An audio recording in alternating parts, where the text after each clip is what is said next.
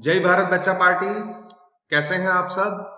I hope बच्चों आप सब जो है वो घर पे सेफ होंगे। आपके जो भी फैमिली मेंबर्स हैं वो भी सेफ होंगे और हेल्दी होंगे। ठीक है, तो बच्चों आज हम क्लास 12 का सबसे फर्स्ट चैप्टर जो है वो स्टार्ट करने जा रहे हैं। एंड आई होप बच्चों इससे पहले जो मैंने एक इंट्रोडक्टरी लेक्चर बनाया था वो आप सबने देख लिया होगा। ठीक है, तो स्टार्ट करते हैं बच्चों। चैप्टर नंबर 1 टाइटल है इलेक्ट्रिक चार्जेस एंड फील्ड्स। तो थोड़ा बहुत इंट्रोडक्शन पार्ट देख लेते हैं। इलेक्ट्रिक चार्ज का मतलब बच्चों आप सबको कहीं ना कहीं मालूम ही है, थोड़ा बहुत आप इसके बारे में पढ़ के ही आए हैं अभी तक। जैसे हो गया, एक होता है इलेक्ट्रॉन और दूसरा होता है प्रोटॉन। उन दोनों के चार्ज के बारे में भी बच्चों आप कहीं ना कहीं जानते हैं, दोनों की पोलैरिटी के बारे में भी जानते हैं। अगर बच्चों हम इलेक्ट्रिक चार्ज को डिफाइन करना चाहें तो इलेक्ट्रिक चार्ज का मतलब क्या होता है, देखिए क्या लिखा हुआ है। It is an intrinsic property of the elementary particles of the matter। अब बच्चों देखिए ये चीज क्या कह रहा है, एलिमेंट्री पार्टिकल्स ऑफ मैटर। तो ये बच्चों क्या होते हैं, ये होते हैं इलेक्ट्रॉन और प्रोटॉन, है ना। इलेक्ट्रॉन और दूसरा होता है यहाँ पे प्रोटॉन। ये दोनों क्या है, elementary particles of the matter. Matter मतलब बच्चों ऐसा बॉडी जिसके पास कुछ ना कुछ मास है। तो ऐसी बॉडी के जो एलिमेंट्री पार्टिकल्स जो होते हैं इलेक्ट्रॉन और प्रोटॉन, उनके पास एक ऐसा इंट्रिंसिक प्रॉपर्टी होता है, मतलब उनके अंदर एक ऐसा प्रॉपर्टी होता है जिसकी वजह से which gives rise to the electric force between various objects, है ना। इलेक्ट्रॉन और प्रोटॉन ये जो एलिमेंट्री पार्टिकल्स हैं इनके पास कुछ ऐसे प्रॉपर्टीज हैं जिसकी वजह से वो कुछ ना कुछ फोर्स लगाते हैं जिसे हम कहते हैं इलेक्ट्रोस्टैटिक फोर्स। ठीक है, तो उसकी वजह से वो वेरियस ऑब्जेक्ट एक दूसरे पे फोर्स लगा सकते हैं अगर वो चार्ज कंडीशन में है। ठीक है, इलेक्ट्रिक चार्ज अगर हम प्रॉपर्टी देखेंगे तो वो बच्चों एक स्केलर क्वांटिटी है ना। और उसका ऐसा यूनिट अगर हम देखेंगे तो ये कूलम है। तो ये सारी चीजें बच्चों कहीं ना कहीं हमें मालूम है। अगर हम बच्चों यहाँ पे फील्ड के बारे में देखें, है ना, इलेक्ट्रिक फील्ड ये जो लिखा हुआ है, तो थोड़ा बहुत ब्रीफ में अभी बता देता हूँ। आगे जैसे हम जाएंगे तो डिटेल में स्टडी करेंगे ही। जैसे बच्चों जो भी इलेक्ट्रिक चार्ज होता है ना, इलेक्ट्रिक चार्ज जैसे इलेक्ट्रॉन या फिर प्रोटॉन का, तो उसके आसपास कुछ ऐसा रीजन होता है, अगर उस रीजन में दूसरा कोई इलेक्ट्रिक चार्ज, है ना, या फिर कोई इलेक्ट्रिक बॉडी उसमें एंटर हो रही है, तो उन दोनों के बीच में वहां पे कहीं ना कहीं इलेक्ट्रिक फोर्स, है ना, अट्रैक्टिव या फिर रिपल्सिव लग सकता है। तो वो जो रीजन है ना, चार्ज जो इलेक्ट्रिक चार्ज के आसपास का जो रीजन है जिसके अंदर ये जो इलेक्ट्रिक फोर्स लगता है, उस रीजन को हम क्या कह देते हैं, इलेक्ट्रिक फील्ड। ठीक है, तो इसके बारे में बच्चों हम डिटेल में आगे स्टडी करने वाले हैं। ठीक है, आगे बढ़ते हैं। Types of electric charge. तो बच्चों देखिए ये चीज हम सबको मालूम है, इलेक्ट्रिक चार्ज जो है वो बेसिकली दो टाइप के ही होते हैं। एक होता है पॉजिटिव चार्ज और दूसरा होता है नेगेटिव चार्ज। तो ये जो इलेक्ट्रिक चार्ज है वो दो तरीके के ही होते हैं। वो चीज हमें कैसे मालूम पड़ी वो हम यहाँ पे देखने जा रहे हैं, है ना, कुछ सिंपल एक्सपेरिमेंट्स के थ्रू। तो सबसे पहले देखिए बच्चों फिगर ए में हम क्या कर रहे हैं। सबसे पहले हमने क्या करा, एक हाथ में हमने एक ग्लास रॉड ले लिया। क्या कर रहे हैं, एक हाथ में एक ग्लास रॉड को वहां पे होल्ड कर रहे हैं। दूसरे हाथ में हम क्या ले रहे हैं, एक सिल्क का कपड़ा, है ना, सिल्क मतलब रेशम, रेशम का एक छोटा सा कपड़ा ले रहे हैं। दोनों को एक दूसरे के साथ वहां पे कुछ देर तक वहां पे रब कर रहे हैं, है ना। रॉड को सिल्क के कपड़े के साथ वहां पे रब कर रहे हैं कुछ देर तक। फिर कुछ देर तक उसको रब करने के बाद ये जो ग्लास रॉड है, आप जैसे कि फिगर में देख पा रहे हैं, उस ग्लास रॉड को हमने क्या करा, एक सिल्क थ्रेड के थ्रू यहाँ पे इस तरीके से सस्पेंड कर दिया। ऊपर यहाँ पे कोई एक रिजिड सपोर्ट होगा, है ना। ग्लास रॉड को रब करने के बाद एक सिल्क थ्रेड के थ्रू हमने यहाँ पे इस तरीके से उसको सस्पेंड कर दिया। उसके बाद हम क्या कर रहे हैं, दूसरा एक ग्लास रॉड ले रहे हैं। हमने क्या करा, सेम प्रोसीजर फिर से फॉलो कर रहे हैं। दूसरा एक ग्लास रॉड लिया एक हाथ में, फिर दूसरे हाथ में हमने दूसरा को एक सिल्क का कपड़ा ले रहे हैं, है ना, पहले वाला नहीं, दूसरा हम सिल्क का कपड़ा ले रहे हैं। फिर से उसको थोड़ी देर तक इस ग्लास रॉड को रब कर रहे हैं। रब करने के बाद ये वाला जो ग्लास रॉड है, ये जो सेकंड ग्लास रॉड है, उसको हम लेके जा रहे हैं इस ग्लास रॉड की तरफ। तो जो हम रिजल्ट देख रहे हैं वो हमें क्या देखने को मिल रहा है, ये वाला जो ग्लास रॉड है इससे दूर मूव हो रहा है ना, इससे दूर जा रहा है, मतलब दोनों एक दूसरे को यहाँ पे रिपेल कर रहे हैं, है ना। जब हमने एक्सपेरिमेंट करा तो हमें ये चीज देखने को मिली, दो ग्लास रॉड है, दोनों को हम क्या कर रहे हैं, सिल्क के कपड़े से रब करके दोनों को एक दूसरे के पास ले जा रहे हैं, तो दोनों एक दूसरे को वहां पर रिपेल कर रहे हैं। इसी तरीके से बच्चों हमने एक दूसरा भी एक्सपेरिमेंट करा। हम अब इस बार क्या कर रहे हैं, ग्लास रॉड की जगह अब हम ले रहे हैं प्लास्टिक रॉड। अब प्लास्टिक रॉड को हम रब कर रहे हैं कैट्स फर के साथ, है ना, कैट्स फर या फिर वुल के साथ। थोड़ी देर तक इस प्लास्टिक रॉड को रब करने के बाद, जैसे कि फिगर में देख पा रहे हैं हम, है ना, एक सिल्क थ्रेड के थ्रू यहाँ पे हमने इस तरीके से इसको सस्पेंड कर दिया। फिर क्या करा, हमने दूसरा प्लास्टिक रॉड लिया, बिल्कुल सेम उसी तरीके से इस दूसरे प्लास्टिक रॉड को भी यहाँ पे हमने दूसरा एक कैट्स फर लिया, मतलब दूसरा थोड़ा सा टुकड़ा ले लिया फर का, और उसको फिर से रब कर रहे हैं इस प्लास्टिक रॉड के साथ। और इस प्लास्टिक रॉड को हम यहाँ पे ले जा रहे हैं पहले प्लास्टिक रॉड की तरफ। तो यहाँ पे भी जब हम देख रहे हैं तो ये जो प्लास्टिक रॉड है इससे दूर जा रहा है, मतलब यहाँ पे भी दोनों के बीच में रिपल्सिव फोर्स लग रहा है, दोनों एक दूसरे को रिपेल कर रहे हैं। जबकि हमने थर्ड एक्सपेरिमेंट करा, थर्ड केस में हम क्या कर रहे हैं, ग्लास रॉड, और ये वाला ग्लास रॉड कौन सा है, जिसको हमने सिल्क के साथ रब किया हुआ है, सिल्क के कपड़े के साथ रब किया हुआ है, उसको हम यहाँ पे इस तरीके से सस्पेंड कर दे रहे हैं। और हम यहाँ पे दूसरा ले रहे हैं प्लास्टिक रॉड, है ना, ये ग्लास रॉड था और यहाँ पे हम ये ले रहे हैं प्लास्टिक रॉड।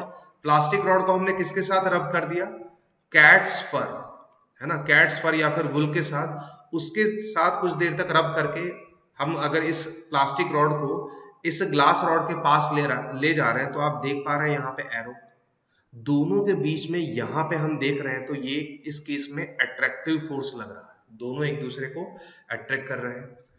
तो इस एक्सपेरिमेंट पे से, इन एक्सपेरिमेंट पे से बहुत से साइंटिस्टों ने देखा और फाइनली ये चीज कंक्लूड की गई कि ये जो फोर्स ऑफ अट्रैक्शन और रिपल्शन हमें देखने को मिल रहा है डिफरेंट केसेस में, ये तभी पॉसिबल है जब बॉडी जो है वो क्या है, इलेक्ट्रीफाइड हो जाए, बॉडी जो है वहां पे क्या हो जाए, इलेक्ट्रीफाइड, या फिर बॉडी जो है वो चार्ज्ड कंडीशन में आ जाए, दोनों का मतलब सेम ही होता है ना। बॉडी अगर इलेक्ट्रीफाइड कंडीशन में या फिर चार्ज कंडीशन में, इसका मतलब ये है बॉडी पे कुछ एक्सेस अमाउंट में इलेक्ट्रिक चार्ज अगर वहां पे आ जा रहा है, तब उस केस में बॉडी जो है वो ऐसा बिहेवियर दिखाती है ना।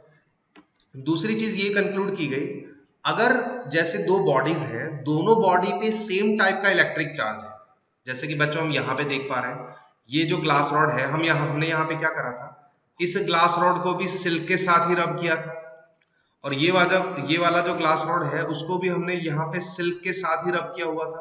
तो दोनों ग्लास रॉड पे जो चार्ज डेवलप हुए होंगे वो सेम टाइप के ही होंगे, क्योंकि हमने यहाँ पे सेम ही प्रोसेस फॉलो करा था।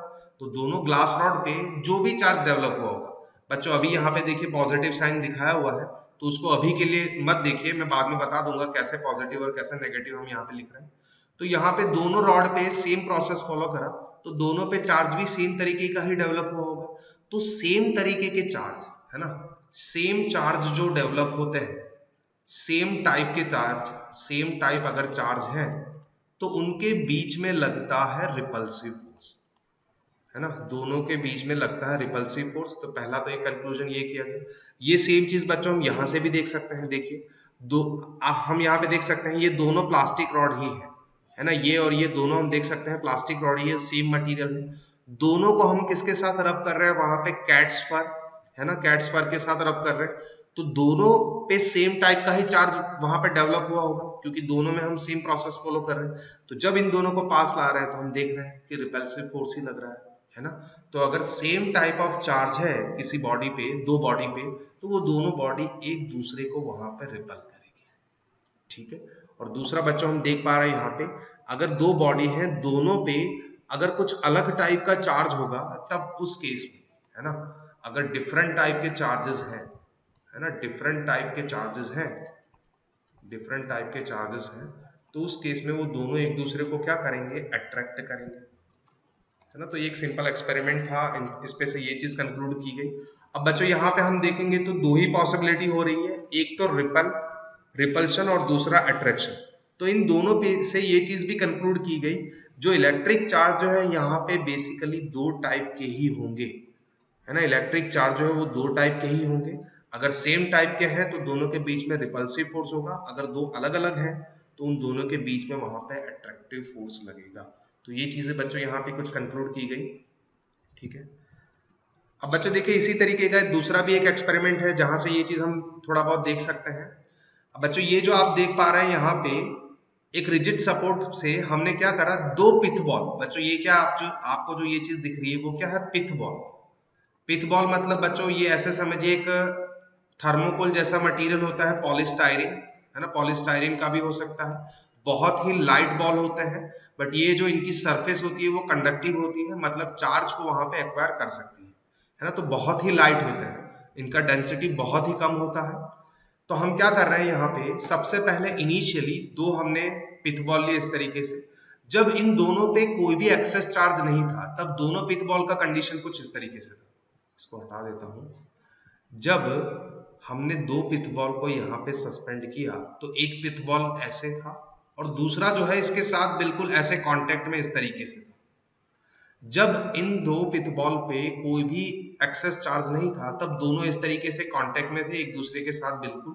फिर हम क्या कर रहे हैं, दोनों पे आप देख पा रहे हो हम क्या कर रहे हैं, यहाँ पे दोनों पिथ बॉल को प्लास्टिक रॉड, कौन से वाले प्लास्टिक रॉड बच्चों, आप देख हमने जो अभी अभी देखा ये वाला प्लास्टिक रॉड जिसको हमने कैट्स फर के साथ रब किया हुआ था, है ना।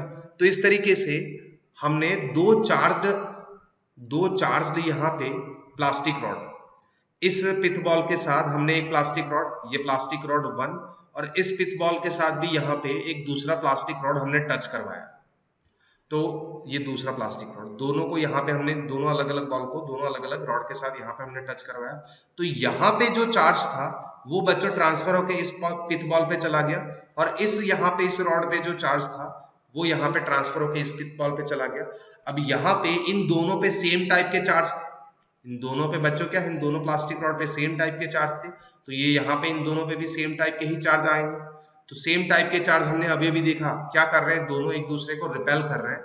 मतलब ये वाला जो बॉल है वो इस डायरेक्शन में जा रहा है और ये वाला जो बॉल है वो इस डायरेक्शन में जा रहा है। तो हम देख सकते हैं इस तरीके से हमें कुछ ना कुछ गैप देखने को मिलेगा दोनों के बीच में, जब ये इलेक्ट्रीफाई हो जाते हैं उसके बाद, है ना। इलेक्ट्रीफाई मतलब कुछ एक्सेस चार्ज उन पे आ गया उसके बाद। इसी तरीके से देखिए ये जो पहले इस कंडीशन में थे, है ना, यहाँ पे इस कंडीशन में थे, हमने क्या करा यहाँ पे, अब यहाँ पे इन दोनों पिथ बॉल को ग्लास रॉड के साथ हम देख पा रहे हैं बच्चों, ये ग्लास रॉड जिसको हमने किसके साथ रब किया हुआ था, सिल्क के कपड़े के साथ।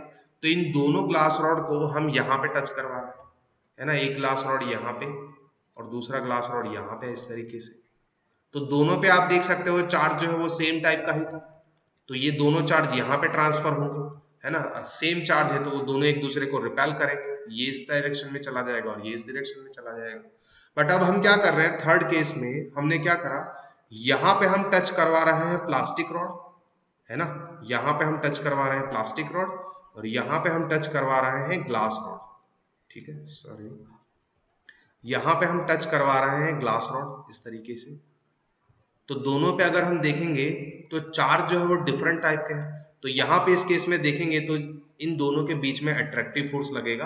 तो ये दोनों पिथ बॉल जो है आप देख सकते हैं दोनों पहले इस सिचुएशन में होंगे। अगर देखेंगे इनिशियली तो ये पिथ बॉल यहाँ पे होगा और ये वाला जो पिथ बॉल है जो थ्रेड से सस्पेंडेड है वो यहाँ पे होगा। तो गैप जो है वो इनिशियली बहुत ज्यादा था, टच करवाने के बाद इस पे कुछ अलग चार्ज है और यहाँ पे कुछ अलग चार्ज है, तो दोनों के बीच में अट्रैक्टिव फोर्स की वजह से दोनों एक दूसरे के पास आ रहे हैं, ठीक है। तो ये कुछ सिंपल एक्सपेरिमेंट्स किए गए जिसपे से हमें मालूम पड़ा कि ये इलेक्ट्रिक चार्ज जैसी कुछ चीज होती है जिसकी वजह से ये इलेक्ट्रिक फोर्सेस लगते हैं। तो फाइनल कंक्लूजन यही है, there are only two kind of electric charge, एक होता है पॉजिटिव और एक को हमने पॉजिटिव नाम दे दिया, दूसरे को हमने नाम दे दिया नेगेटिव।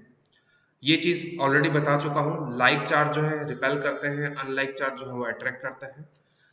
हाँ, अब ये चीज बच्चों कैसे डिसाइड की गई, भाई किसको हम नेगेटिव चार्ज बोलेंगे किसको पॉजिटिव चार्ज बोलेंगे। तो bye convention the charge on the glass rod और कैट्स फर, बच्चों देखिए यहाँ पे, देखिए ये ग्लास रॉड पे जो चार्ज डेवलप हुआ था उसको हमने बोल दिया ये पॉजिटिव चार्ज था, है ना। कन्वेंशन के अकॉर्डिंग ये चीज डिसाइड की गई, ग्लास रॉड पे ये जो चार्ज डेवलप हुआ था वो चार्ज पॉजिटिव है ना। ग्लास रॉड या फिर कैट्स फर, यहाँ पे कैट्स फर, अगर यहाँ पे देखिए अगर ये इस प्लास्टिक रॉड पे नेगेटिव अगर चार्ज है तो यहाँ पे कैट्स फर जो है, अगर कैट फर में अगर टुकड़ा ले रहा हूँ तो यहाँ पे इस कैट्स फर पे वहां पे पॉजिटिव चार्ज डेवलप हुआ होगा, है ना।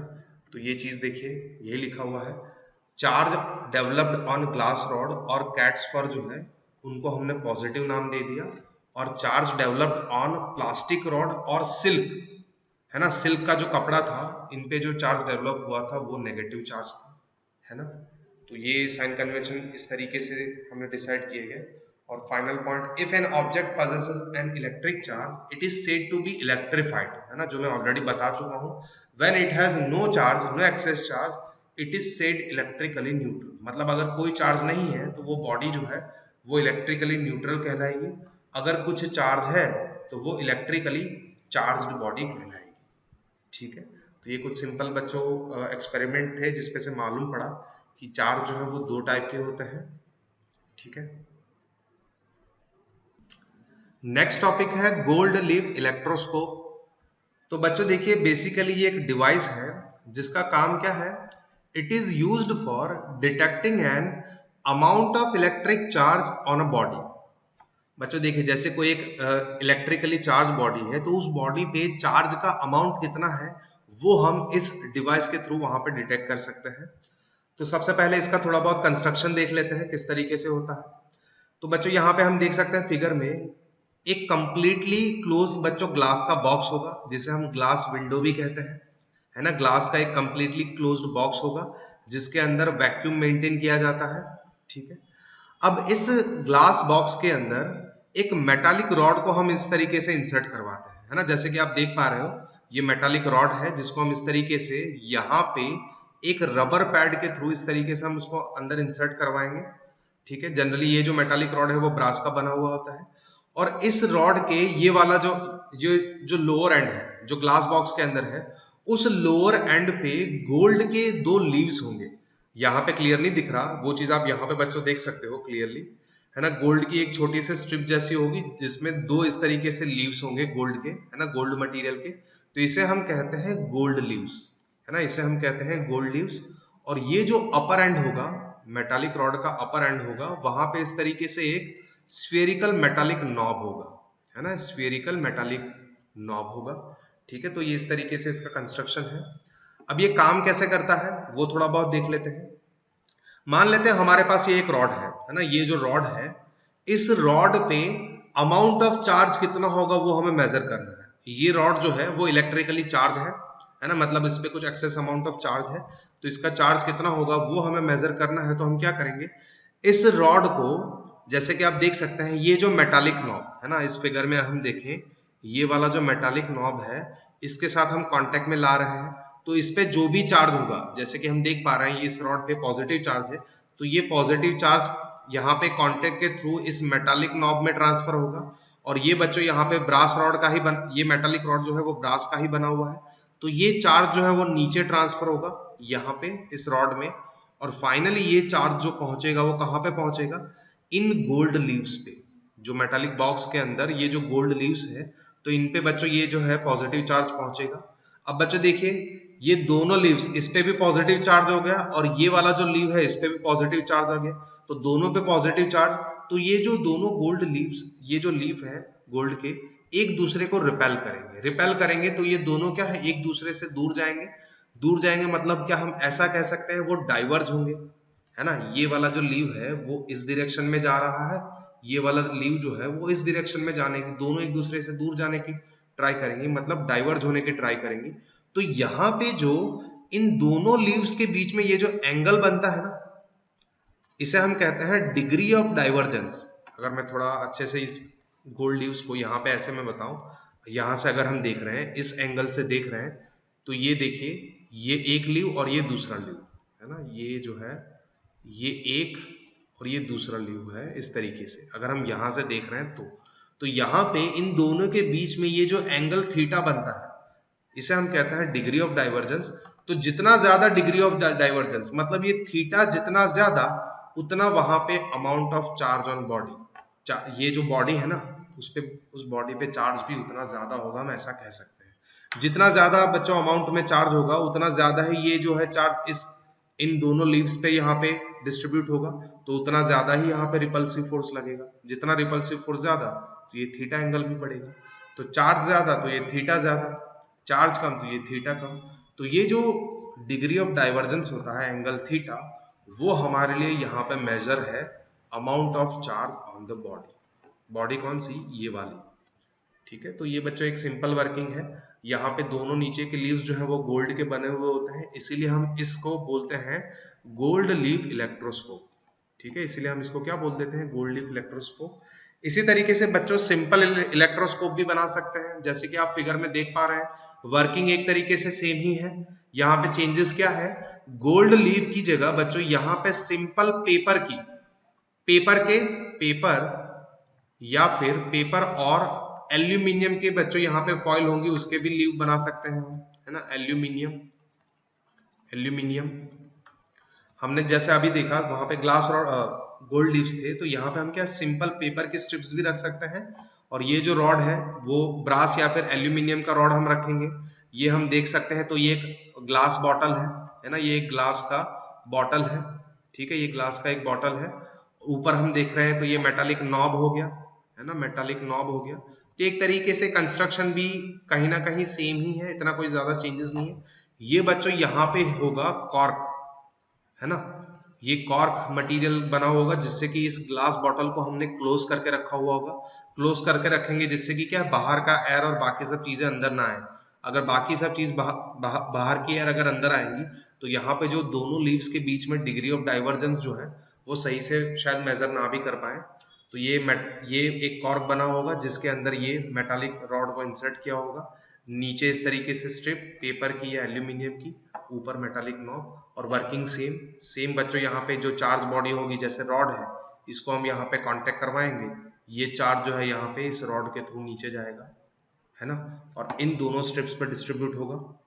और यहाँ पे जो डिग्री ऑफ डाइवर्जेंस है वो हमारे लिए मेजर हो जाएगा, है ना, बॉडी पे जो चार्ज है उसका, ठीक है। तो ये हो गया सिंपल इलेक्ट्रोस्कोप और गोल्ड लीफ इलेक्ट्रोस्कोप, ठीक है।